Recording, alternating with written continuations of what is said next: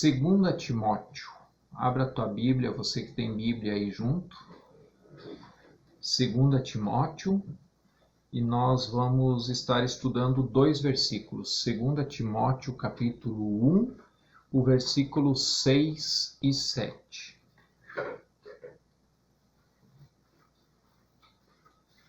Primeira Timóteo, capítulo 1, o versículo 6 e versículos 7.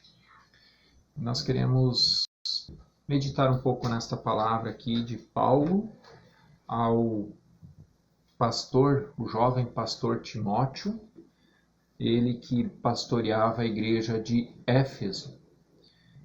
E como nós vimos no estudo passado, Paulo escreve essa carta de 2 Timóteo já no final da vida. Ele estava preso em Roma, então da cadeia Paulo está escrevendo a Timóteo. E eu vou estar lendo na minha versão então, 2 Timóteo, capítulo 1, versículos 6 e 7. Diz assim: Por esta razão, venho lembrar-lhe que reavive o dom de Deus que está em você, pela imposição das minhas mãos. Porque Deus não nos deu espírito de covardia, mas de poder, de amor e de moderação. Esses 2 versículos nós temos muito a estudar, muito a meditar. E esse texto começa dizendo por esta razão. Qual que é esta razão que Paulo está falando? E aí a gente tem que voltar no versículo 5, um versículo anterior, onde que Paulo está falando sobre a fé sem fingimento que Timóteo tem. E ele diz aqui: lembro da sua fé sem fingimento, a mesma que primeiramente habitou em sua avó Lóide e em sua mãe Eunice. E estou certo de que habita também em você. Por esta razão, ou seja, pela razão da fé que Paulo tem essa certeza que habita em Timóteo, ele vem lembrar-lhe então, e aí segue o texto, né? Então a primeira questão aqui é a fé de Timóteo. Como nós já vimos no estudo passado, a questão de ter uma fé sem fingimento, né? Uma fé sem fingimento, uma fé pura, uma fé realmente voltada para Deus, aquela questão do que é e ponto final, né? Eu creio e ponto final. Isso é uma fé genuína, né? Sem fingimento, uma fé que eu sou a mesma pessoa tanto dentro da igreja como fora da igreja, né? Aonde eu estou. E aí Paulo vai dizer então, por esta razão, por esta fé que você tem, eu venho lembrar-lhe. E aqui também há um ponto bem interessante nessa colocação, eu venho lembrar-lhe. Por quê? Porque por vezes nós precisamos lembrar de tudo aquilo que Deus já nos fez. Nós somos muito falhos e muito rápidos em esquecer as coisas. E seguidamente a gente acaba esquecendo aquilo que Deus já fez por nós. E às vezes a gente pensa, nossa, Deus me abandonou, Deus não está olhando para mim. Mas na verdade Deus já fez tanto, né? E nós temos que lembrar daquilo que Deus já fez. Eu fico imaginando o povo no deserto, o povo de Israel marchando, e eles viveram todo o sobrenatural de Deus, né? Atravessaram o Mar Vermelho, viram as pragas no Egito, eles viram o maná caindo do céu todas as manhãs, eles viram da rocha brotar água para saciar a sede, uma coluna de nuvens durante o dia para protegê-los do sol, uma coluna de fogo à noite para os aquecer e clarear a escuridão enquanto marchavam. E tudo que eles viram, e mesmo assim, na primeira dificuldade, eles esqueciam daquilo que Deus tinha feito.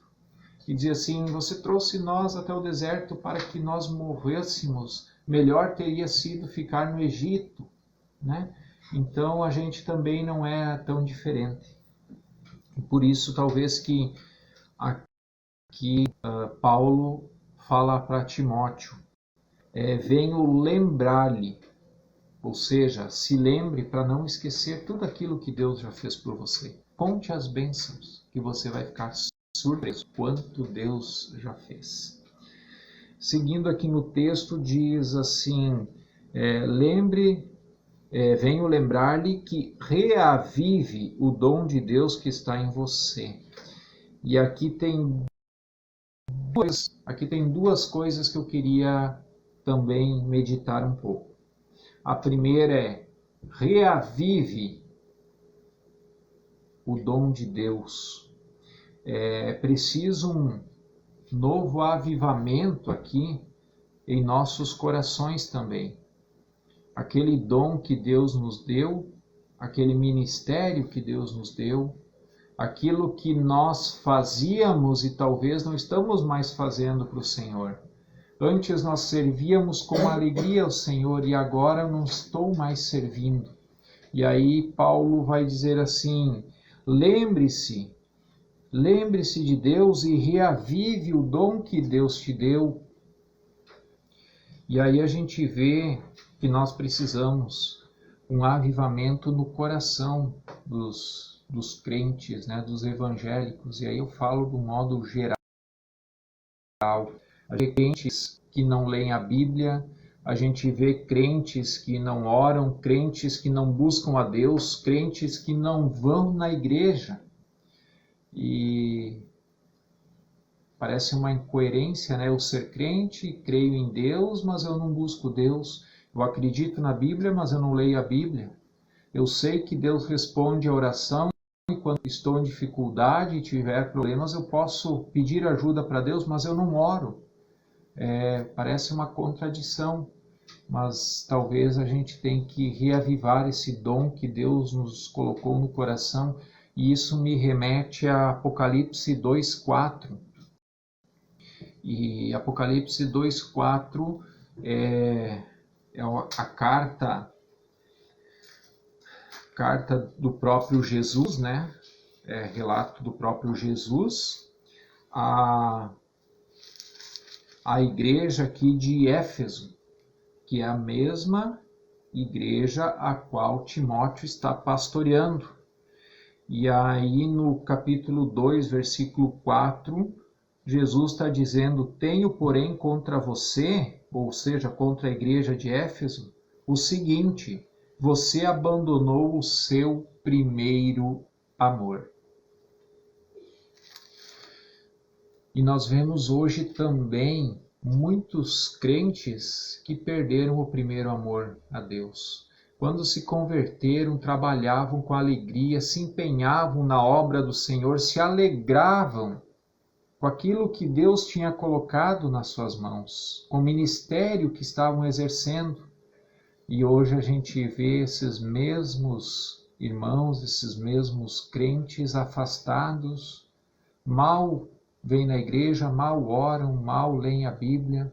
Quando se converteram, oravam, jejuavam, liam a Bíblia todo dia, hoje nem mais pegam na mão.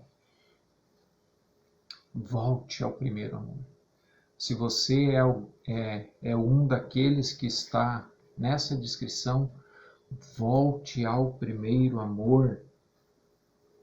Lembre-se e reavive o dom de Deus que está em você. Volte ao primeiro amor.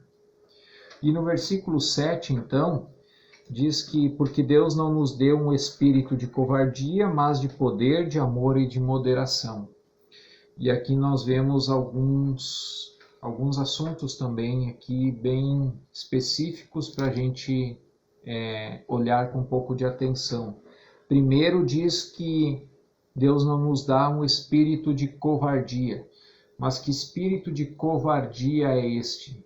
É um espírito, então, que Deus não me dá um espírito de covardia, então eu sou valentão e eu posso sair puxando briga com todo mundo, eu vou ser o cara mais corajoso de todos. Não é isso. E se a gente avançar um pouquinho no versículo 8, no versículo 7 diz, porque Deus não nos deu espírito de covardia, mas de poder, de amor, de moderação. E no versículo 8 está a chave que diz, portanto, não se envergonhe do testemunho de nosso Senhor, nem do seu prisioneiro que sou eu. Aí Paulo vai falar dele, ou seja, Deus não nos dá um espírito de covardia, ou seja, não se envergonhe do evangelho, do testemunho do nosso Senhor. É esse espírito de covardia que nós não devemos ter. O crente não pode ter espírito de covardia no sentido de testemunhar, de falar do amor de Jesus, o amor de Jesus que transformou a minha vida, dar o meu testemunho para as pessoas, deixar de falar de Cristo. Isso o crente não pode ter, porque Deus não nos dá espírito de covardia a esse respeito. Eu lembro de uma história, que na verdade não é história, é um fato que aconteceu. O rapaz foi servir ao exército, ficou um ano fora, né, da igreja, servindo o exército. E quando ele voltou no primeiro culto, o pastor chamou ele lá na frente e pediu para ele dar um testemunho para a igreja. Porque na cabeça do pastor ele pensou, bom, o jovem aqui na igreja, a bênção, sempre trabalhou, né, sempre empenhado, buscava a Deus, orava, jejuava. Enfim, esse ano lá no exército deve ter sido tremendo, ele deve ter impactado as vidas daqueles soldados, daqueles que serviram com ele. Talvez muitos se converteram através do testemunho dele. E agora ele vai dar esse testemunho de tantas pessoas que ele conseguiu alcançar para Jesus nesse período de um ano. E quando esse jovem pega o microfone, então ele diz, irmãos, eu tenho muito a agradecer a Deus, porque eu fiquei esse um ano lá no quartel e ninguém descobriu que eu sou evangélico. Olha que graça, que maravilhoso, porque já pensou a chacota que eles iam fazer de mim se eles descobrissem que eu era evangélico. Nós não podemos ser assim. Nós precisamos ter o espírito, então, não de covardia, mas aquele espírito que ele segue dizendo que Deus não nos dá espírito de covardia, mas espírito de poder. E esse espírito de poder é um espírito que, quando nós buscamos o Espírito Santo e quando nós somos cheios do Espírito Santo, então nós pregamos com intrepidez, com poder a palavra de Deus, nós pregamos com autoridade a palavra de Deus, nós somos usados por Deus.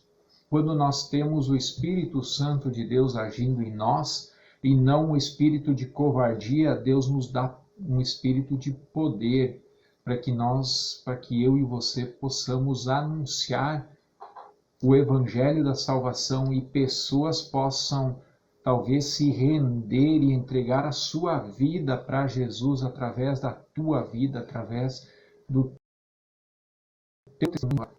teu testemunho, através daquilo que você tem feito. E na sequência diz que ele nos dá esse espírito de poder, juntamente com o espírito de amor, e tudo sempre deve ser feito com amor, e aquele que não tem amor, então não tem o Espírito de Deus, segundo esse texto, porque Deus nos dá o espírito de poder e espírito de amor. Se eu não tenho amor, então eu não tenho o Espírito de Deus. Se eu não tenho o Espírito de Deus, de fato eu não sou um cristão, eu não sou um crente, eu ainda preciso da salvação de Cristo. A minha vida não foi transformada. Até porque a palavra de Deus nos diz que em duas áreas nós seríamos conhecidos. A primeira pelos frutos e a segunda pelo amor. O crente que não demonstra amor, não tem amor pelos outros, de fato tem alguma coisa que não está fechando. Tem que rever então, se realmente é convertido ou se é convencido. Tem pessoas que se converteram e tem pessoas que se convencem que são, mas de fato não são. E além do espírito de amor, ele nos dá junto um espírito de moderação. E eu acho muito interessante quando Paulo vai falar sobre o espírito de moderação. Porque o que é ter o espírito de moderação ou ser moderado? É aquela pessoa que ela é prudente em suas atitudes e em suas decisões. Então Deus nos dá poder juntamente com amor e juntamente com a prudência. E se você for no dicionário procurar essa palavra moderação, você vai encontrar justamente essa definição de ser prudente nas decisões, nas atitudes, mas também diz permanecer exato na medida. É essa ideia de moderação, de ser prudente e estar na exata medida, não mais nem menos, ou seja, não ir para um extremo e nem para o outro, mas ter um equilíbrio. E esse é um ponto fundamental para quando a gente for falar, mas também quando a gente está ouvindo, porque muitos têm ido para extremos, ou um extremo ou outro. Ou é 8 ou é 80. Não, a gente tem que ter um equilíbrio. Um equilíbrio aonde? O equilíbrio que Deus nos dá através do seu Espírito. O Espírito não de covardia, mas de poder, de amor e de moderação, de equilíbrio. Um espírito de sobriedade. É essa a ideia.